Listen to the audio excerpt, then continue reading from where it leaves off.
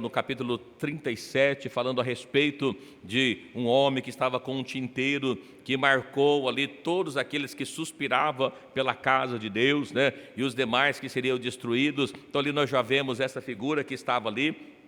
E ali nós vamos dar sequência, aqui nós perguntamos, olha, por que aqui no capítulo 7, né, e até mencionamos, no capítulo 7 fala que estão sendo assinalados. Qual que é o período que está sendo assinalado? É só no período de Apocalipse? Né? Nós vimos que não é só no período de Apocalipse, mas é durante a história da igreja. O povo está sendo marcado, está sendo assinalado com o selo de Deus nas nossas testas. Recebemos, né, o selo de Deus. E aqui ainda nós vamos mencionar que no capítulo 7 estava sendo assinalado, no capítulo 14 eles estão no Monte Sião, ou seja, antes do arrebatamento, e depois do capítulo 14 já falando dos 144, já após o arrebatamento. E aqui, nesse texto que nós lemos aqui, inicialmente, nós vamos ver aqui que consta, né, a respeito das 12 tribos de Israel. Entretanto, falta 2 tribos, foram substituídas por outras 2 tribos. E por que foi substituída? Né? Um bichinho resolveu nadar bem na minha água aqui.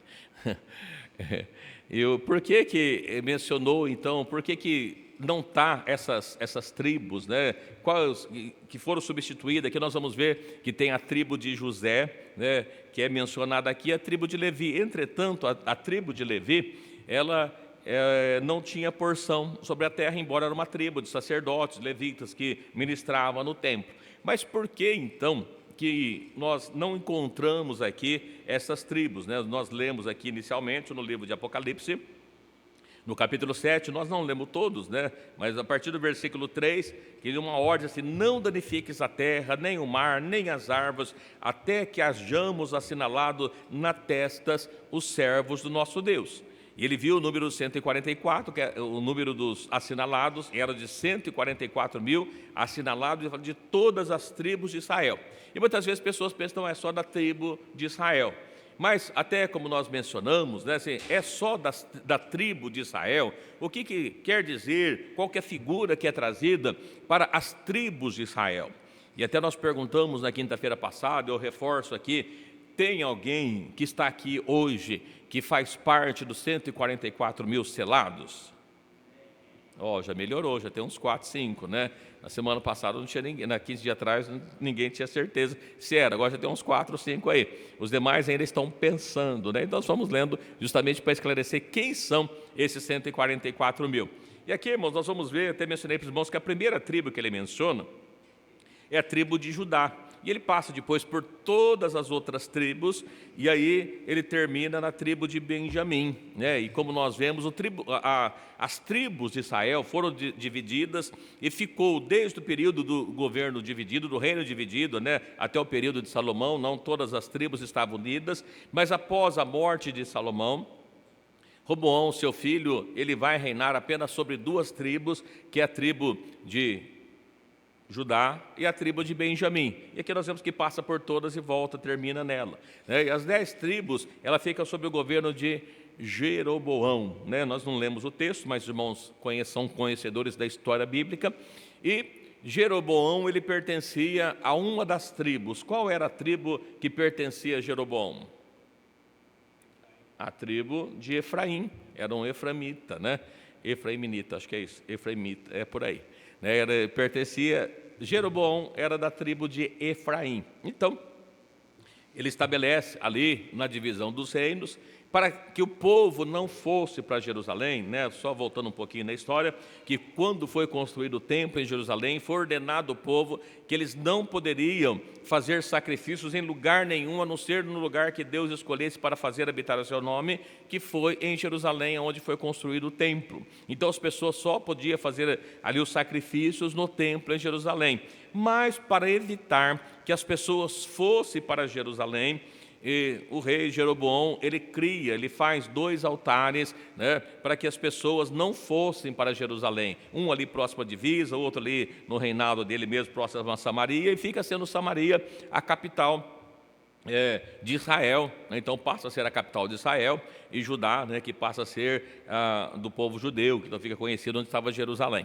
E aí ele estabelece dessa forma. Então a gente percebe que desde quando a Síria invadiu Samaria e levou para lá os príncipes, levou a família, a nobreza de Samaria, né, da tribo de Israel, acabou-se. As 10 tribos elas foram espalhadas pelo mundo e não houve nunca mais uma reconstituição, nunca mais voltaram, diferentemente das tribos do sul, que quando Babilônia leva cativo, que destrói Jerusalém, depois eles retornam e reconstroem Jerusalém. E ela vai ser novamente habitada, as pessoas voltam à adoração, é reconstruída a adoração por Esdras, por Neemias, até o ano 70, quando então ela é novamente destruída e aí acabou-se, não teve mais adoração ali. E estou contando só esses fatos para os irmãos para a gente fazer uma ligação daquilo que nós vamos fazendo. Então, primeira coisa que a casa de Israel, né, como passou a ser chamada, a casa de Israel e casa de Judá, muitas vezes ela é citada também como casa de Efraim, porque era a cabeça, né, os reis, eles surgiram da tribo de Efraim e por isso que surge esse termo muitas vezes. E aqui nós vamos observar, né, que Efraim, assim como Manassés, eles eram filhos de José, né? Então eles eram filhos de José, eles entrou na nação de Israel fazendo parte através de José. Então José também não tinha tribo, não havia tribo de José, porque a herança foi passada para os seus filhos Manassés e Efraim.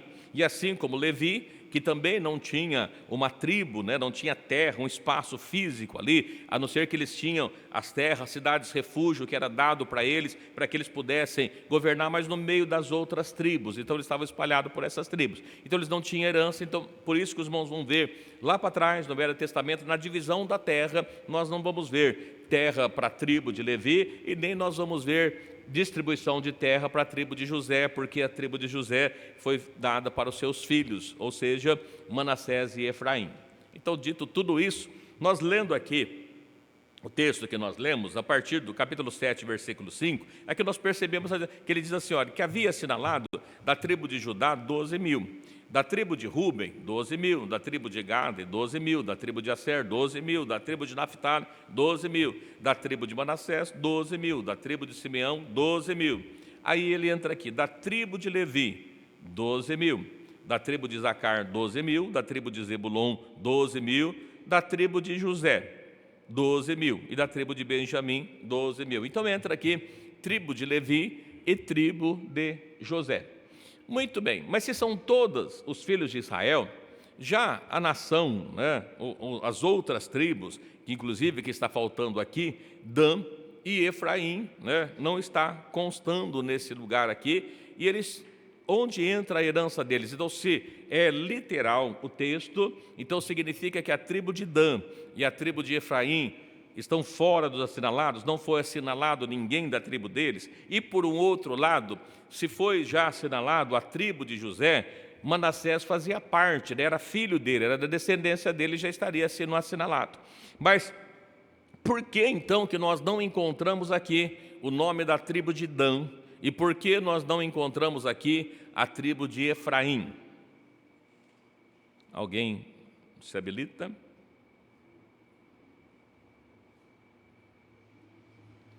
Primeiro que é figurado, tá, irmãos? Não é literal. Então, a gente entender que ele estava compondo as nações de Israel. Mas é Israel material?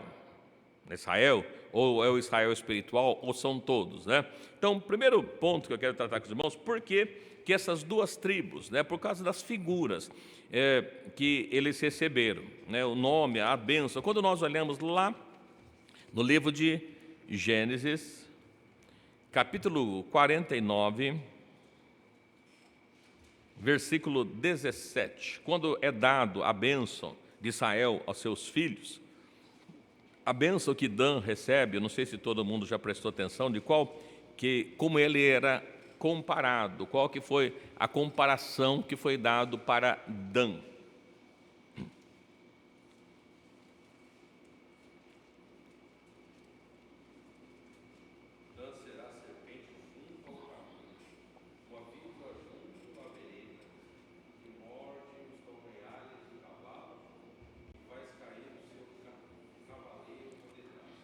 Bom, nós bem pegamos esse pedaço aqui, na bênção que é dado para ele, é citado que Dan seria uma serpente junto ao caminho.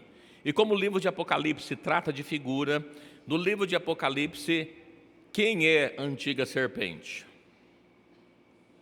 Satanás, antiga serpente. É tratado a figura dessa serpente como Satanás.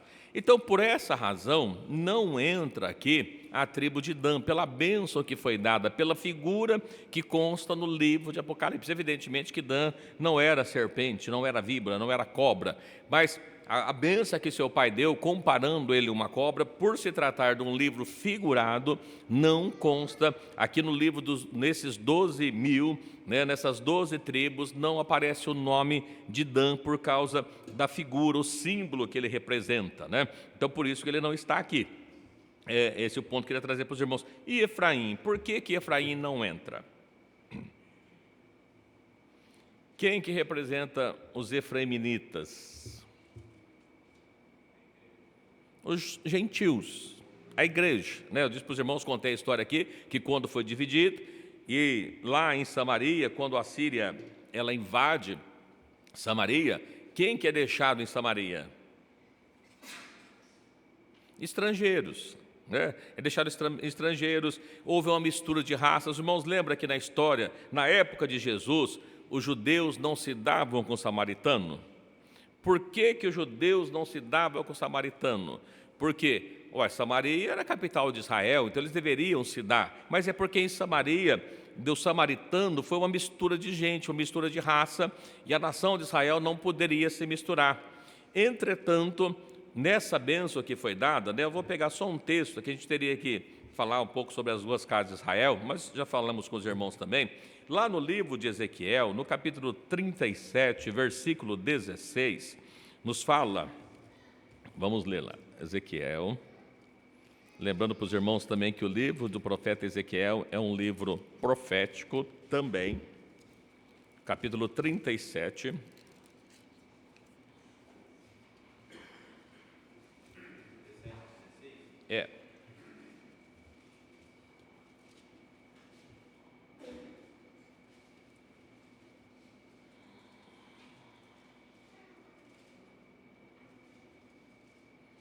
capítulo 37, ele fala inicialmente a visão do vale de ossos secos, e depois ele continua aqui, a esse respeito. Os irmãos que achar, pode ler. 37, 16. Pois, ó filho do homem, toma um pedaço de madeira e escreve nele, por Judá e pelos filhos de Israel, seus companheiros. Toma outro pedaço de madeira e escreve nele, por José, vara de Efraim, por toda a casa de Israel, seus companheiros. Então aqui também está, irmãos, relacionado, lembrando, se trata de figuras, e por isso que não se encontra ali, não é literal. Quando nós vemos aqui, até antes de entrar um pouquinho sobre isso, aqui os irmãos lembram, que ele está falando visão de vale de olhos secos, e diz assim, filho do homem. Essa expressão, filho do homem, além de ser usada para o profeta Ezequiel, ela é usada para quem?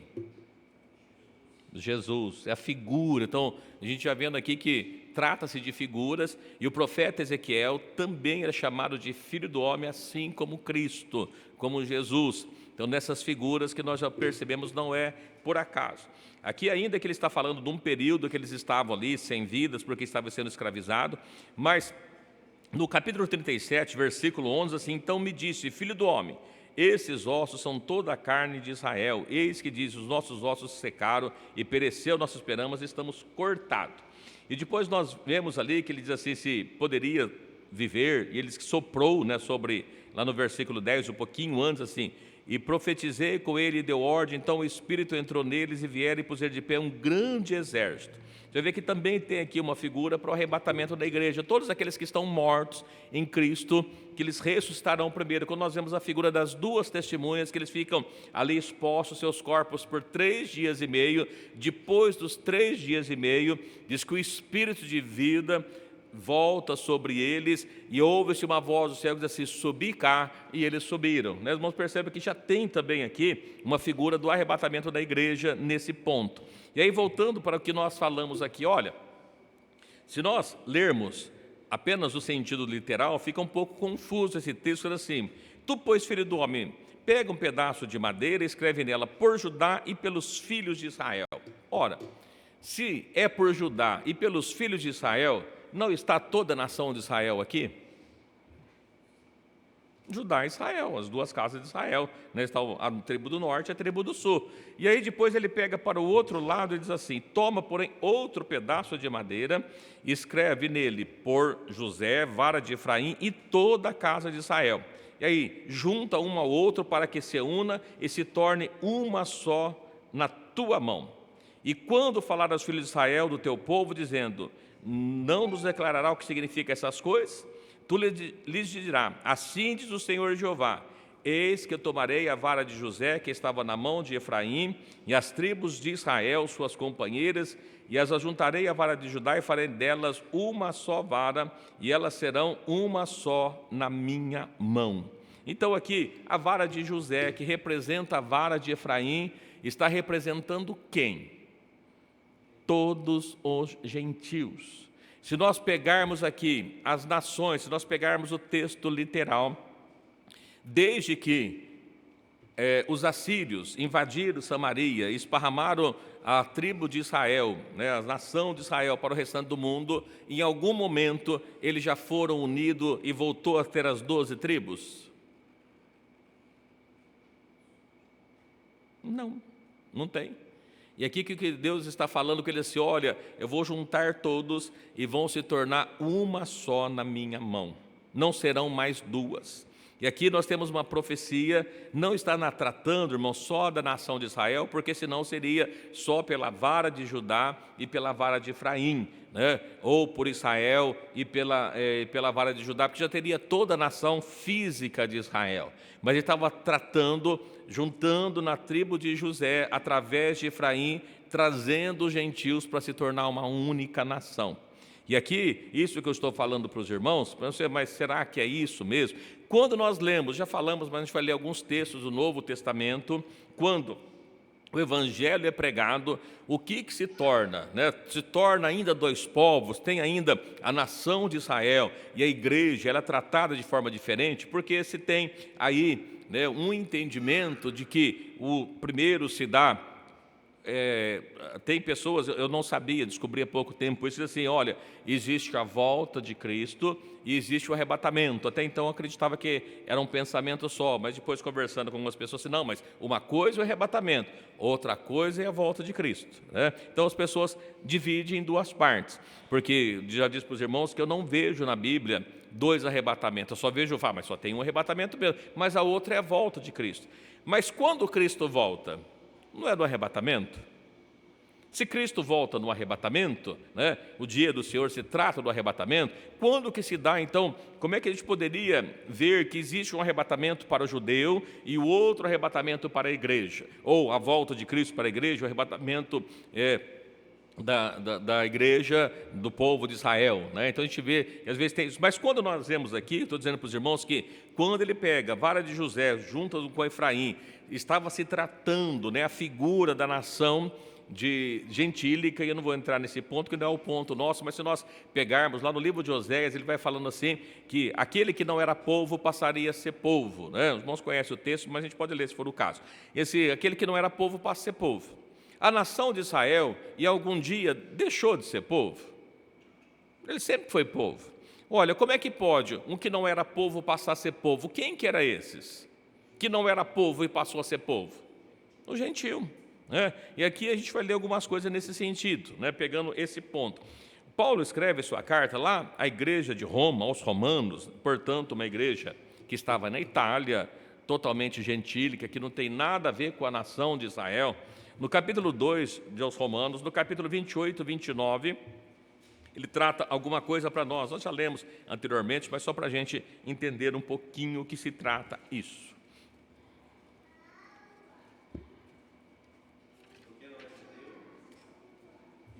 O que o é exteriormente, nem é circuncisão. O que é exteriormente na carne. Mas é judeu, o que é no interior, e circuncisão, o que é do coração, no espírito, não na letra, cujo louvor não provém dos homens, mas de Deus. Bom, o que Paulo está escrevendo aqui para a igreja de Romano? Romano não era uma igreja de judeu, mas ele diz assim: olha, não é judeu o que é exteriormente, Como assim? Não é judeu quem é exterior. Nem circuncisão o que é na carne. O que a nação de Israel, todo homem, todo macho, eles deveriam ter uma marca na sua carne. Qual que era a marca? Circuncisão. E Paulo diz assim, não, olha, não é o judeu que quer no exterior, na circuncisão, no exterior, na carne. Mas ele está dizendo assim, é judeu o que é no interior, e circuncisão é que é do coração. Tem alguém que fez uma circuncisão no coração, cortou, fez um cortinho no coração? Do que ele está falando aqui, né? Olha, não o que é no coração, no espírito. Então a circuncisão não era a marca do povo judeu? A circuncisão da igreja está na onde? No coração. Olha, não é judeu que é no interior, que é o exterior, mas no interior. Ou seja, judeu, a nação de Israel, o povo de Deus, não do judeu físico, nós vamos ler outros textos, ele está dizendo, não é o que é o exterior, mas o que é o interior, cujo a marca não está mais na carne, para o lado de fora, mas no seu espírito. Então a gente vê assim, como é que se faz uma marca no espírito? Quando que a gente consegue fazer uma marca no nosso espírito? Quando recebemos o nome dele, quando somos batizados no nome dele, quando ele entra na nossa vida, aí fica uma marca no nosso espírito. E é isso que Paulo está escrevendo. Ainda em Romanos, no capítulo 9, versículo 6.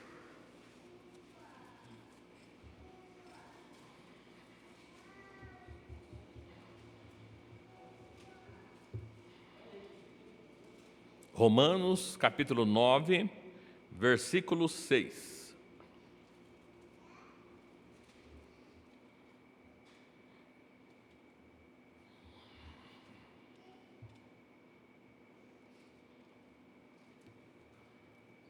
Alguém que achar pode ler. Fique à vontade. A palavra de Deus não faltar, porque nem todos os que são de Israel são israelitas. Olha só que coisa interessante. Paulo está dizendo que nem todos que são de Israel são israelitas. Se eu disser para os irmãos que nem todos que são do Brasil são brasileiros, faz sentido?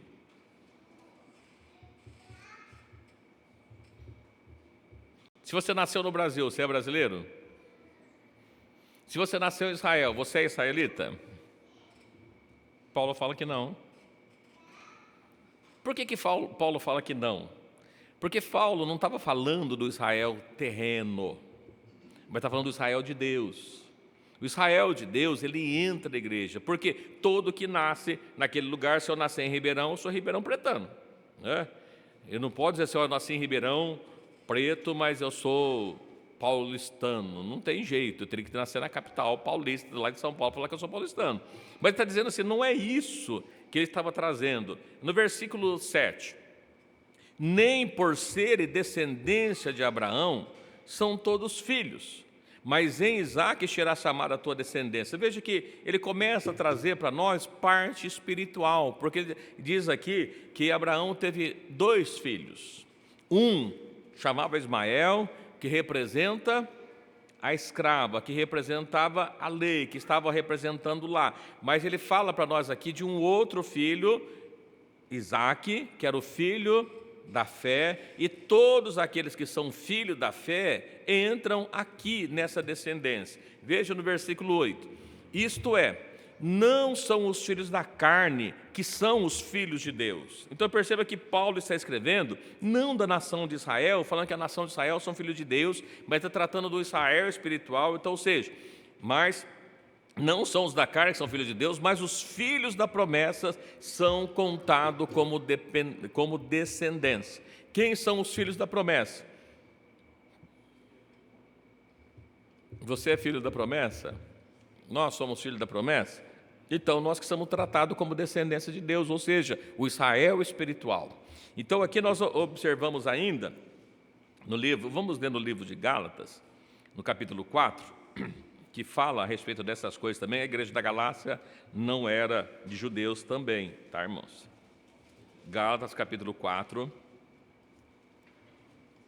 a gente vai ler do 23 até o 28. Lembrando para os irmãos que Paulo está escrevendo para a igreja da Galácia, Gálatas, os Gálatas, a igreja da Galácia, não era judeu, era de gentil. Então, fazendo uma compreensão, juntando esses textos, para a gente entender do que ele estava tratando, do que ele estava falando, por que não é nem todo nascido em Israel é israelita, que ele estava tratando, quem são esses filhos da promessa que é tratado como descendência. Livro de Gálatas, no capítulo 4, versículo 23, diz assim: todavia, o que era da escrava nasceu segundo a carne, mas o que era da livre por promessa. Escrava está tratando de Agar, né, e da promessa está falando de Sara. O que se entende por alegoria. Essa palavra alegoria, os irmãos sabem o que significa alegoria? Figura. Então, essa figura de escrava e de livre que ele está tratando, porque esses são os dois concertos, um no Sinai, gerando os filhos para servidão, que é Agar. Monte Sinai. O que aconteceu no Monte Sinai? Foi dada para a nação de Israel a lei de Deus a Moisés, no Monte Sinai. Então ele diz assim, isso é da escrava. Ora, esta Agar é Sinai, o monte da Arábia, que corresponde a Jerusalém, que agora existe, pois é escrava com seus filhos. A Jerusalém, que agora existe lá em Israel, né, lá em Judá, onde está Jerusalém, está tratando. Essa Jerusalém é escrava com seus filhos. Mas a Jerusalém que é de cima, a qual é mãe de todos nós. Então ele está tratando de uma outra Jerusalém, a cidade santa, a nova Jerusalém, que é de cima, não da terra, porque está escrito, alegra-te, estéril, que não dás à luz, esforça-te e clama, tu que não estás de parto, porque os filhos da solitária são mais do que as que têm marido. Está tratando, solitária, está tratando aqui do povo gentil. Mas nós, irmãos, voltando, Paulo incluindo para a igreja da Galácia, mas nós, irmãos, somos filhos da promessa como Isaque. Quem que é o filho da promessa? A igreja, o povo de Deus, o Israel espiritual, é que o filho da promessa. Então, é por isso que ele trata aqui. E aqui, né, é uma coisa interessante, porque lá em Apocalipse 21, nós vamos ler outro texto aqui ainda, mas Apocalipse 21, 12,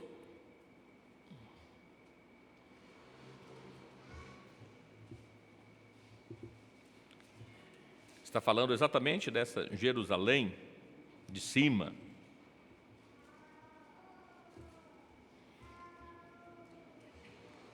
Apocalipse 21, 12. Quem achar pode ler. E tinha um grande e alto com 12 portas, e nas portas 12 anjos, e nomes escritos sobre elas, que são o nome das 12 tribos de Israel. Bom, essa Jerusalém de cima, ela tem 12 portas. Nessas portas estão o nome das 12 tribos de Israel. A questão é, se nós fazemos parte da Jerusalém de cima, e na porta de Jerusalém de cima tem o nome das 12 tribos de Israel, fica a pergunta, nós fazemos parte das 12 tribos de Israel também agora? Hã? Sim, dessa Jerusalém de cima, sim. Então, se está o nome das 12 tribos, e nós, onde entramos? Aqui. Na tribo de Efraim, nós fizemos parte agora dessas tribos do norte, dessas 10 tribos do norte, nós entramos nela. Então veja que lá em Apocalipse 7, aqueles 12 nomes que estavam ali, são alegorias, são figuras, não se trata só daqueles, até porque faltaria Dan e faltaria Efraim ali, se fosse o caso, né? A gente observa assim, quando estão sendo assinalados os 144 mil, recebendo os selos, quem daqui já recebeu esse selo também? Amém? Se o irmão recebeu o selo, o irmão faz parte dos 144 mil. Não é? É interessante isso, é isso que diz a palavra de Deus, né? Ainda, eu não sei se eu já li, mas por esses dias não, mas Salmo 87 é uma coisa interessante, o Salmos 87.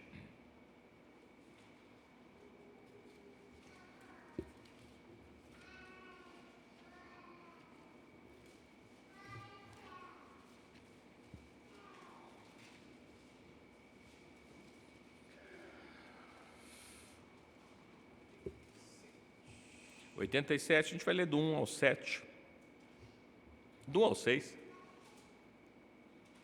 Salmos 87, de 1 ao 6. Fundamento está nos montes santos. O Senhor ama as portas de Sião, mais do que todas as nações de Jacó.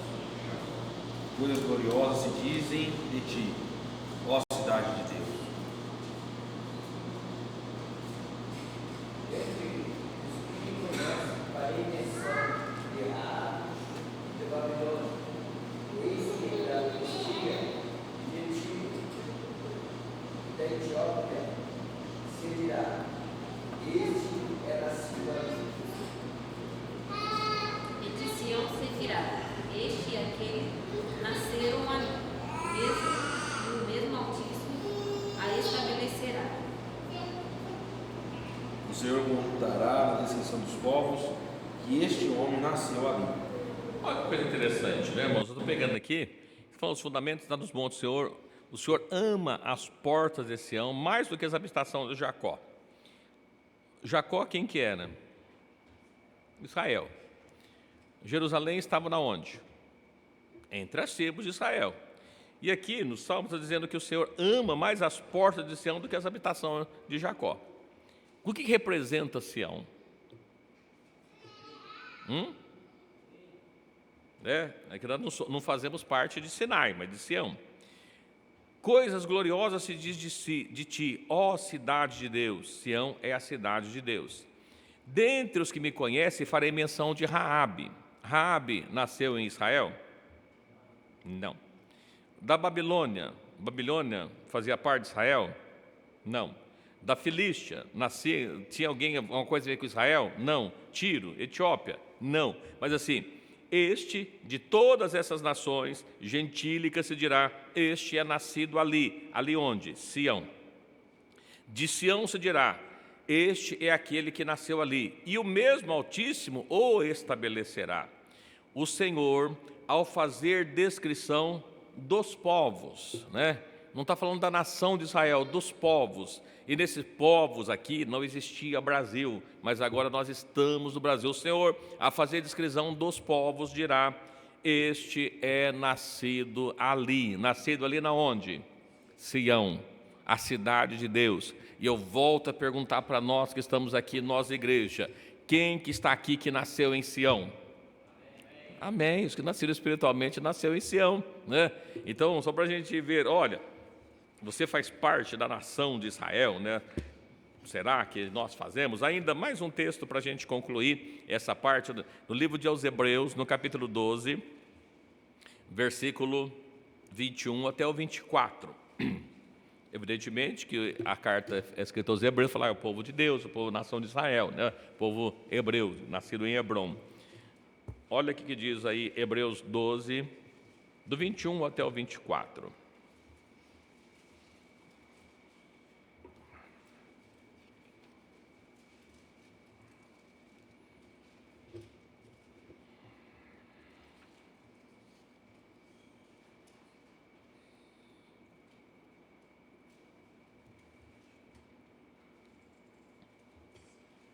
Hebreus 12, 21. Alguém que achar pode ler, para a gente ir ganhando tempo, senão as horas passam e a gente não conclui. Tão terrível era a visão que Moisés disse: estou todo assombrado e tremendo. Mas chegastes ao nosso Senhor, que é a cidade do Deus vivo, o Jerusalém celestial, e aos muitos milhares de anos. A Universal Assembleia, Igreja dos Primogênitos, que estão inscritos nos céus, e a Deus, o juiz de todos, e aos espíritos justos aperfeiçoados. E a Jesus, mediador de uma nova aliança, e ao sangue da aspersão que fala melhor do que de Abel. Bom, nós começamos do 21, mas ele está tratando para trás ali, lá no Sinai, quando foi dada a lei para Moisés, e aqui ele diz assim, olha, quão terrível é aquela visão, porque as pessoas estavam atormentadas, com medo, se o animal tocasse no monte, ele morria, foi feito ali separação para que ninguém tocasse no monte. Esse é o quão terrível é aquela visão. Mas nós não chegamos a esse monte. Ele está dizendo assim, que nós chegamos a outro monte. Que monte? A Sião. O que é Sião?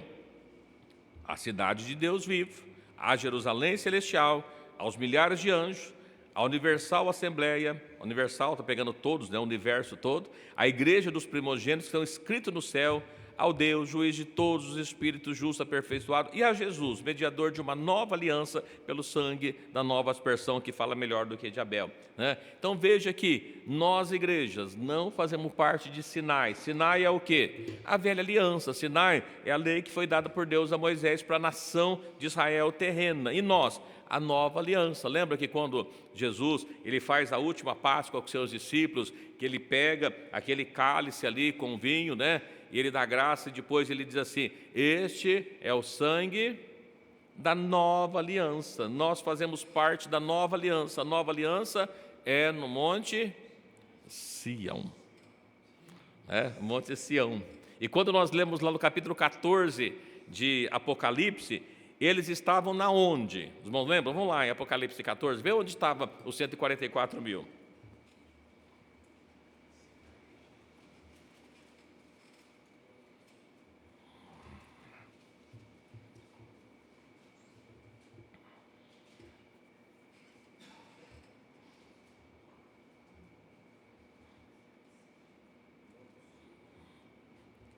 Apocalipse 14 primeiro, quem achar pode ler. Quem...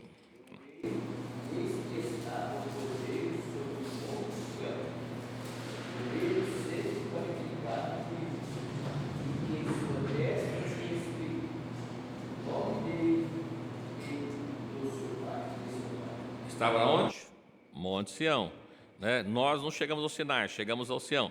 Esses 144 mil, irmãos, tinham umas características. No versículo 2, e ouvi uma voz, como a voz de muitas águas, como a voz de um grande trovão, uma voz de arpistas, que tocavam sua harpa.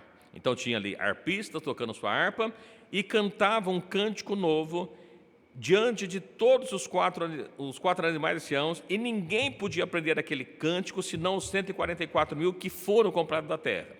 Quem sabia cantar aquele cântico? Só os 144 mil que foram comprados da terra.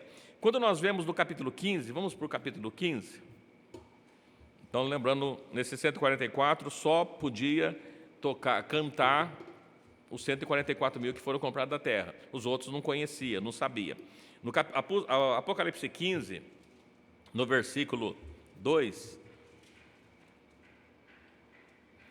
então nós tínhamos lá voz de arpistas, cada um estava tocando a sua harpa, estava cantando um cântico que ninguém podia aprender, senão 144 mil. Apocalipse 15, 2. E vi como que um mar de vidro misturado com fogo. Também os que saíram vitoriosos da besta e da sua imagem, e do seu sinal, e do número do seu nome, que estavam junto ao mar de vidro e tinham as harpas de Deus. Bom, então aqui, quem está aqui? Quem saiu vitorioso da besta. Esses que saíram vitoriosos da besta, o que eles tinham nas mãos? Harpa. Quem tinha lá no capítulo 14? Os 144 mil. Versículo 3. Quem sabia cantar lá no capítulo 14? Só os 144 mil, e ninguém podia aprender senão eles. No versículo 3, e cantava o cântico de Moisés, servo de Deus, o cântico do Cordeiro, dizendo: quão grandes e maravilhosas são as tuas obras, Senhor, Deus Todo-Poderoso, justo e verdadeiro são os teus caminhos, ó Rei dos santos. Quem está cantando os 144 mil? Ou melhor, quem está cantando esse cântico novo? Todos que venceram, todos que saíram vitoriosos. Quem saiu vitorioso estava da onde? Junto ao mar de vidro. Quem estava do mar de vidro? Todos que foram arrebatados. Quem que foi arrebatado? Os 144 mil, porque só eles podiam cantar, ninguém mais aprendia. E aqui que saiu vitorioso da besta, né? Então nós vamos receber o sinal, já está no período da grande tribulação, no período da marca da besta, e está tratando aqui que todos esses que saíram vitoriosos estavam cantando, né? A igreja vai fazer parte desse número? Sim, né? Será que você faz parte dele? Às vezes alguém pode estar pensando aí, será? Eu não sei ainda, né, se eu faço parte dele ou não, né? Então a gente vai ver assim, olha, quem que estava lá? Ainda no versículo 3, né, que nós lemos lá, que cantava um cântico novo, ninguém podia aprender, senão 144 mil. Esses 144 mil, ele tinha uma característica, né? Qual que era a característica? Eles foram comprados da terra, ok? ok? Então fazia parte de 144. No capítulo 11 de Apocalipse, vou pegar a parte do texto aqui. No capítulo 11 de Apocalipse, versículo 18, está dizendo assim: iraram-se as nações, e veio a tua ira, o tempo dos mortos, para que sejam julgados, o tempo de dar galardão aos profetas, teus servos, e aos santos, e aos que temem ao teu nome, a pequenos e grandes, e tempo de destruir os que destroem a terra. Do que ele está tratando aqui, irmãos? Está tratando de que período? Quando que isso vai acontecer? O tempo de julgar os mortos, de dar galardão aos profetas? Arrebatamento da igreja. Quem que está no arrebatamento da igreja? Pode dizer assim, olha, os teus santos profetas, pode falar que é os profetas do passado, os teus servos, aos santos. Que santos? Que temem o teu nome, pequenos e grandes. Nós fazemos parte dos santos, pequenos e grandes? Então fazemos parte também, estaremos aqui na ressurreição. E ainda, se ficar alguma dúvida, a gente pode voltar um pouco mais no capítulo 5 de Apocalipse, vamos voltar um pouquinho.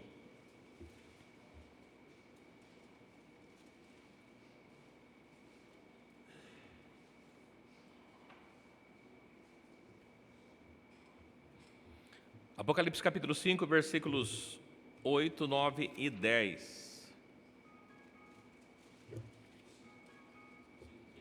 Apocalipse 5, do 8 ao 10.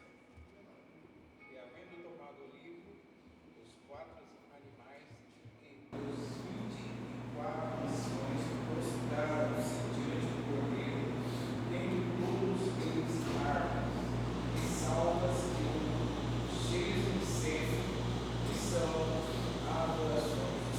E antes de continuar, vamos só fazendo uma ressalva, um complemento. Lembra que nós lemos lá em capítulo 14 que eles tinham harpas nas mãos e cantavam. No versículo 15, todos tinham harpas e todos cantavam. Aqui está dizendo que 24 anciãos tinham harpas, todos eles tinham.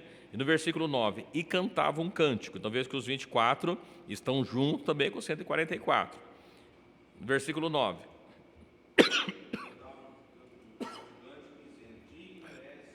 De tomar o livro, de abrir os seus selos, porque foste morto, e com teu sangue nos compraste para Deus de toda a tribo, e língua, e povo, e nação. Bom, quem que eram os 144 mil que foram comprados da terra? Quem que foi comprado da terra? Olha, foi comprado, que foste morto, e com teu sangue compraste para Deus homens de toda a tribo de Israel. É isso que está escrito aí? De toda a tribo, e língua, e povo, e nação. Não só é da nação de Israel. Quem foi comprado da terra? Todos que fazem parte do povo de Deus, toda a igreja. E para nosso Deus os fizeste reis e sacerdote, e eles reinarão sobre a terra. Quem que vai reinar com Cristo? Só da nação de Israel? 144 mil, né? Então perceba que aqui está tratando exatamente isso, né? Os 144 mil, os 24 anciãos, todos eles tocam harpas e todos estão cantando. E ainda se ficou alguma dúvida se nós somos comprados da terra, olha aqui que Paulo escreve para a igreja de Coríntios. 1 Coríntios capítulo 6. A igreja de Corinto é uma igreja que fazia parte da Ásia Menor, portanto uma igreja gentílica, né? Será que você foi comprado da terra também? Né? Será que nós somos comprados da terra? Olha aqui que Paulo escreve em 1 Coríntios capítulo 6, versículo 19 e 20.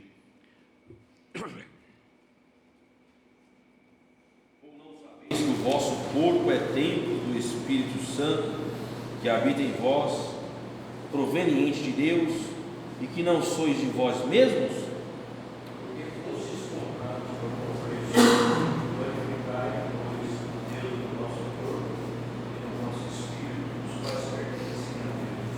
Olha que coisa gloriosa, né? O vosso corpo não pertence mais a você, porque Deus comprou, agora faz parte dele. Quando você compra um carro, uma propriedade, o antigo dono tem algum poder sobre ele mais? Não tem. Ele está dizendo assim, irmãos, olha, Sabeis que o vosso corpo é templo do Espírito Santo que habita em vós, proveniente de Deus. E Deus fez isso, né? Por quê? Porque o vosso corpo não pertence mais a você, agora pertence a Deus.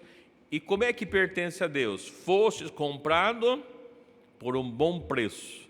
Jesus comprou. Os 144 mil foram comprados da terra. Nós somos comprados? Fazemos parte dos 144 mil? Tem certeza? Será que temos essa convicção? Quem que são os 144 mil? Não é só da tribo de Israel. Não, pessoas que foram compradas da terra. Nós somos comprados da terra. Glorificai, pois, a Deus no vosso corpo, no vosso espírito, porque Ele também pertence a Deus. Então precisa glorificar a Deus porque pertence a Ele. Se nós andar mais um capítulo para frente aí, 1 Coríntios capítulo 7, versículo 23...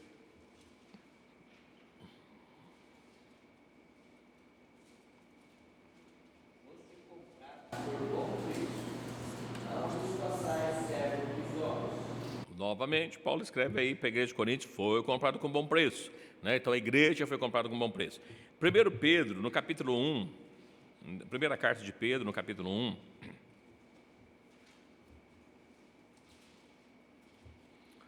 ele também fala que nós somos, aqui ele usa uma palavra de resgatado, né?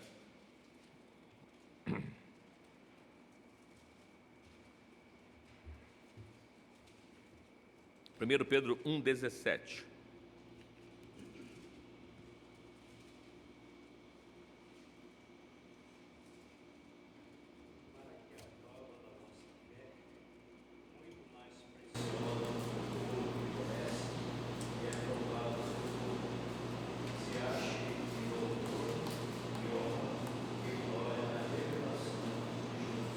Primeiro Pedro?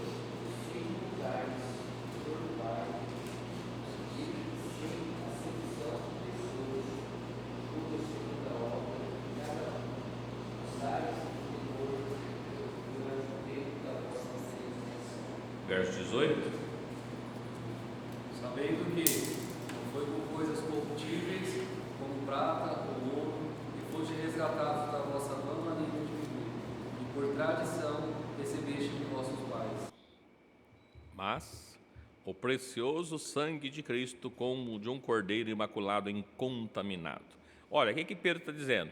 Se nós invocamos por Pai, aquele que sem acepção de pessoas julga segundo a obra de cada um, quem que é esse? Cristo.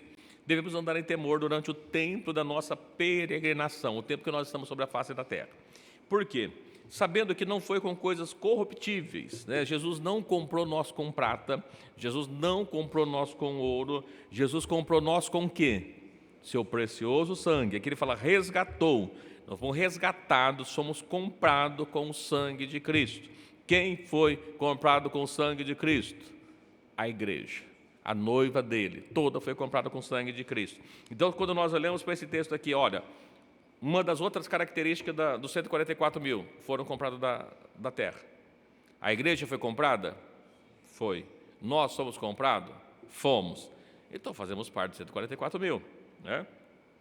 Ele diz ainda que nós fomos comprados como primícias, né? Nós já falamos sobre a festa das primícias, então não vou explicar para os irmãos o ciclo da festa das primícias, mas só lembrando os irmãos que a festa das primícias ela acontecia no primeiro domingo depois da Páscoa, aonde era pego um feixe da plantação, um feixe de trigo, levado para o sacerdote, ele fazia uma oferta de movimento e toda a plantação era abençoada. E nós falamos sobre essas festas aqui, então não vou entrar no ponto da festa, né, em si, mas lá em 1 Coríntios 15, né, falando a respeito de Cristo que ressuscitou, uma primícia, né?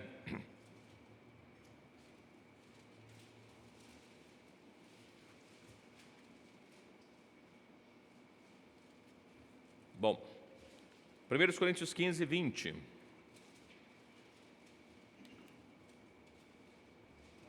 agora Cristo ressuscitou dos mortos, foi feito as primícias dos que dormem.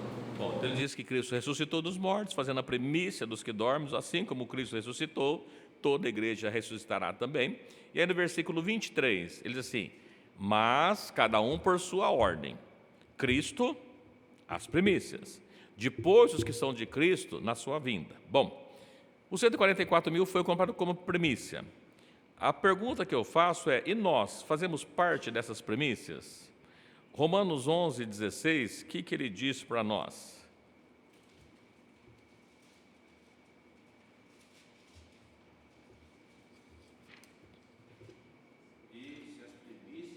Santas, também a massa o é. Se a raiz é santa, também os ramos o são. Bom, a primícia é santa, Cristo as primícias, Cristo é santo. A massa, ou é, né? Nós fazemos parte dessa massa, ou seja, do corpo. Se Cristo é santo, nós precisamos ser santos também.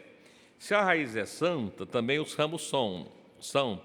A raiz fala que Cristo é a oliveira verdadeira e nós, que éramos jambuzeiro bravos, fomos enxertados na boa oliveira. Então, se nós somos enxertados, o irmão Afonso trabalhou, né? Ou trabalha, entende bastante desse negócio aí, né? Quando você pega alguma coisa, enxerta e planta naquela raiz, a parte enxertada, ela fica fazendo parte da planta? Né? A raiz é santa, e nós? Se a raiz, se a massa é primícia, a primícia são santas, então a massa também é. A raiz é santa, nós também somos. Somos primícias, então? Assim como Cristo, né? Alguém pode ficar assim, olha, mas será que isso é verdade? Livro de Tiago, capítulo 1.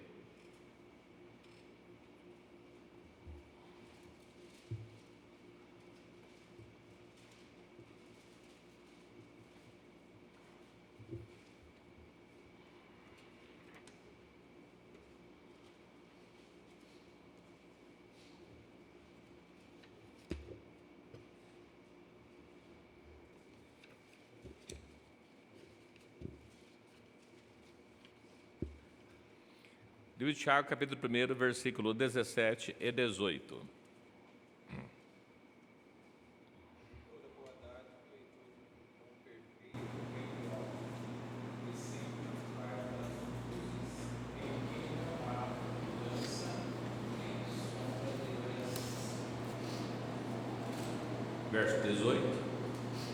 Segundo a sua vontade, ele nos gerou com a palavra da verdade, possamos primícias das suas criaturas. Olha o que Tiago escreve para nós. É um Deus que não tem variação, que é perfeito, que não tem mudança, segundo a vontade dele, nos gerou pela palavra. Quando nós recebemos a palavra de Deus na nossa vida, quando nós aceitamos a palavra dele, que nós como fôssemos gerados como primícias da sua criatura.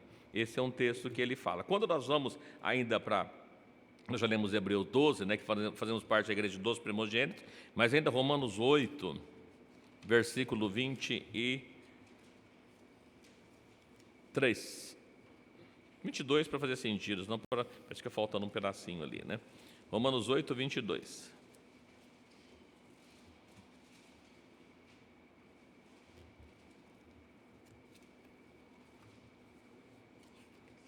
Sabemos que toda a criação geme e está juntamente com dores de parto até agora. Não só mas nós mesmos temos a experiência do Espírito, também gememos em nós mesmos e esperando a adoção, a saber, a redenção do nosso corpo. Uma coisa gloriosa, né? Diz que toda a criação geme, está como dor de parto até agora. Mas não é só a criação. Quem mais além da criação geme? Quem tem as primícias do Espírito, né? Nós temos as primícias do Espírito, então fazemos parte das primícias, temos as primícias de Deus, para que gememos em nós mesmos, esperando a adoção, ou seja, esperamos a volta de Cristo. Então, quem tem as primícias? O povo de Israel? Também. Mas só o povo de Israel? Não, a igreja tem as primícias, recebeu as primícias, foi comprado também como primícias para Deus.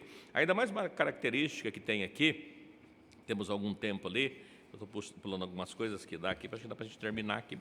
Outra coisa que ele diz, uma das características dos 144 mil, Ele diz assim, que, versículo 4, estes são os que não se contaminaram com mulheres, porque são virgens. Bom, do que se trata o texto então? Então, 144 mil está falando de jovens solteiros que não tiveram relacionamento com mulheres?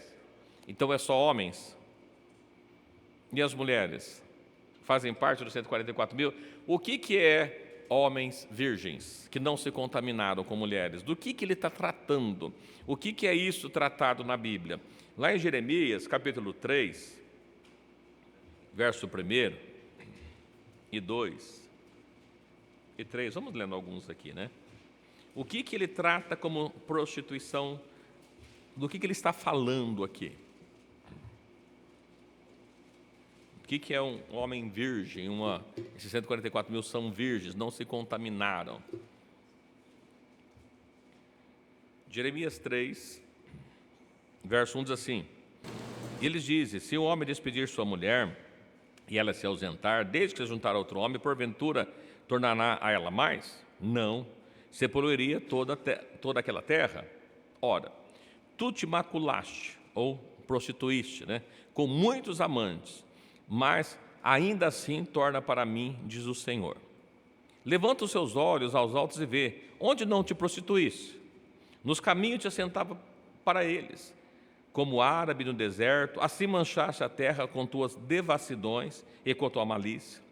Pelo que foram retidas chuvas e não houve chuva tardia, mas tu tens a testa de uma prostituta e não queres ver a vergonha. Antes de nós seguirmos aqui, do que é que Deus estava falando com a nação de Israel? Eles estavam se prostituindo com o quê?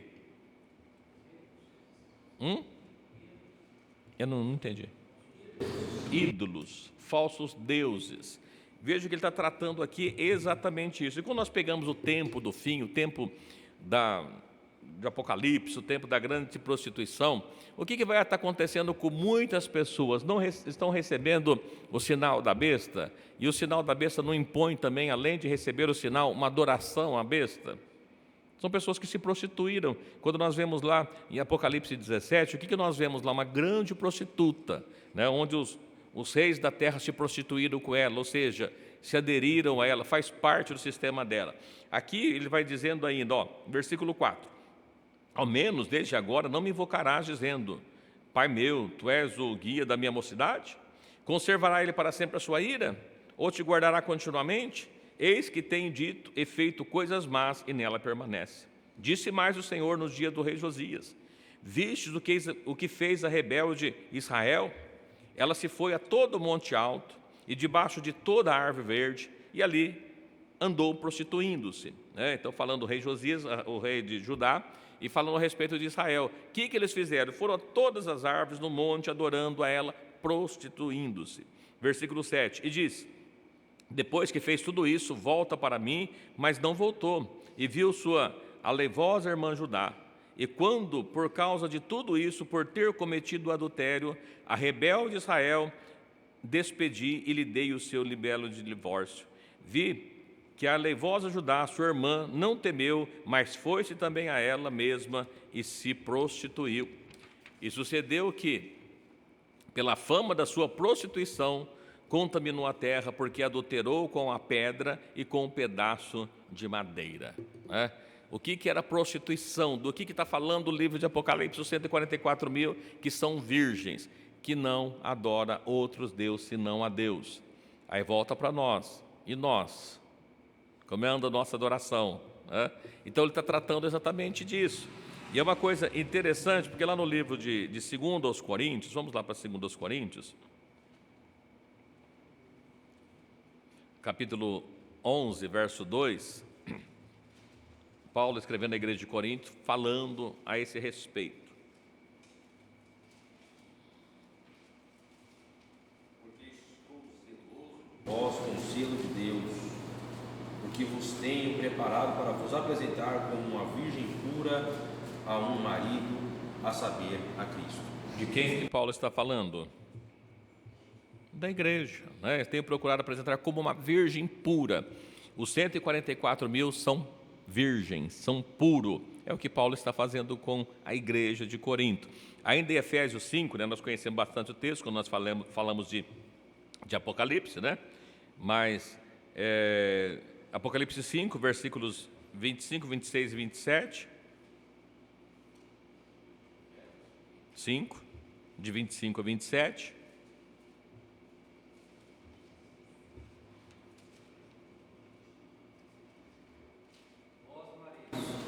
Amai vossas mulheres, como também Cristo amou a igreja, e assim mesmo se entregou por ela. Para santificar, purificando com a lavagem da água pela palavra, para apresentar a si mesmo igreja gloriosa, sem mácula, nem ruga, nem coisa semelhante, mas santa e irrepreensível. Quem que é virgem? A igreja pura, né? A gente poderia pegar outros textos falando a respeito de Balaão, que se prostituiu, ensinou o povo. Quando nós vamos ver lá no período em Apocalipse 17, nós vamos encontrar a grande prostituta. Mas quando nós falamos aqui, a igreja, ela é pura. A igreja está sendo preparada como uma virgem para ser apresentada a Cristo. Os 144.000 são virgens, são puros. A igreja é pura, faz parte disso. Não se trata só da nação de Israel, mas se trata da igreja também. Lá em Apocalipse 14, 5, diz assim, nós já lemos, estamos tratando do capítulo 14, né? Na sua boca, ou seja, dos 144.000, não se achou engano, porque são irrepreensíveis. Então aqui quando nós vemos, já falamos aqui, que para preparar a igreja irrepreensível. Mas ainda no profeta Isaías, capítulo 63, versículo, não vou ler todo o texto, então várias partes, mas ver só o versículo 8.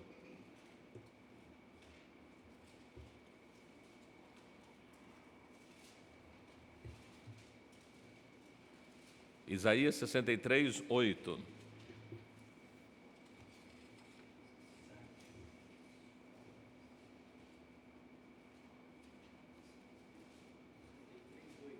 Isso.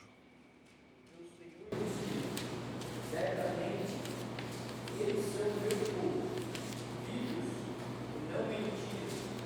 Assim ele foi seu salvador. Olha, isso. Lá em Apocalipse não achou engano, são irrepreensíveis.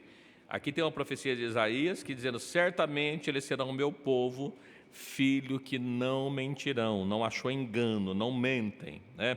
Então, veja que está falando aqui, mas é a nação de Israel, Isaías. Sofonias capítulo 3, versículo 13, eu vou ler aqui, os irmãos ouçam, senão a gente não vai conseguir. Isaías 3, 13 diz assim, o remanescente de Israel não cometerá iniquidade, nem proferirá mentira, e sua boca não se achará língua enganosa, porque são apacentados, e deleitar-se-ão, e não haverá quem os espante. Remanescente de Israel. Quem que é o remanescente de Israel? 144.000. Quem são eles? É só da tribo de Israel? Não, né? São todos os filhos de Deus, aqueles que recebem a eles. Eles não mentem, seguem o Cordeiro, e para onde ele vai. A igreja segue o Cordeiro para onde ele manda? João 10, olha que a gente já está terminando, tá, irmãos? Eu só estou correndo um pouquinho para a gente finalizar, a gente não precisar continuar sobre esse tema, porque acho que está bem claro para nós. João 10, capítulo 10, verso 2.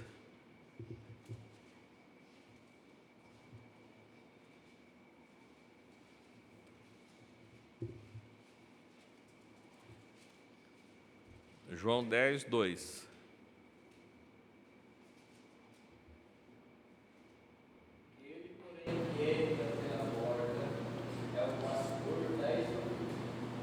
Verso 4. E quando tira para fora as suas ovelhas, vai adiante dela, e as ovelhas o seguem, porque conhece a sua voz.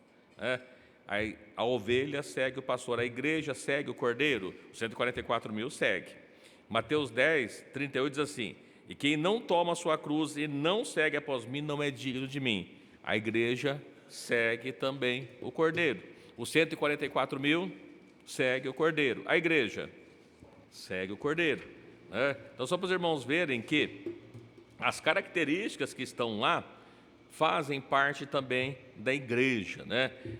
A questão de ser irrepreensível, os irmãos conhecem, né? Diz assim, em primeiro, só vou citar, os irmãos não precisam ler, depois eu posso passar para os irmãos. 1 Coríntios 1:8 diz assim: o qual vos confirmará também até o fim, para serdes irrepreensíveis no dia do Senhor Jesus Cristo. Quem? Igreja. Efésios 1:4.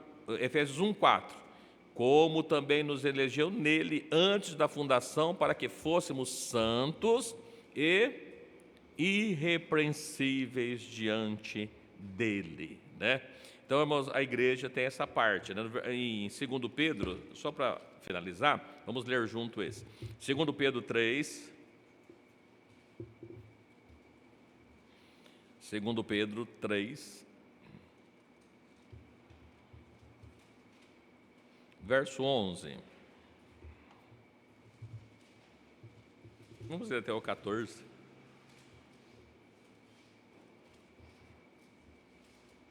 Vendo, pois, de perecer todas estas coisas, que pessoas buscam vencer em santo trato e piedade?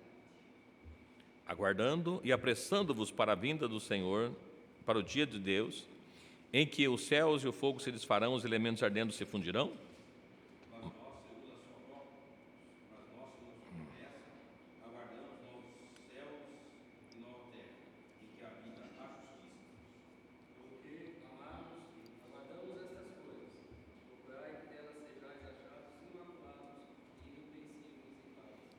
Procurai ser achados imaculados e irrepreensíveis.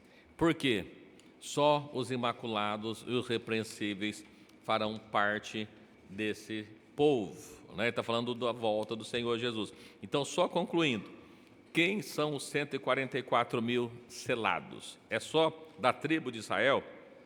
Se os irmãos pegarem, que estava lá no Monte Sião, né? Então, aqueles 144 mil, com a harpa na mão, tocava a sua harpa, todos tocam. Um cântico novo que só ele sabia, 144 mil, a igreja faz parte disso. São comprados da terra, a igreja é comprada da terra.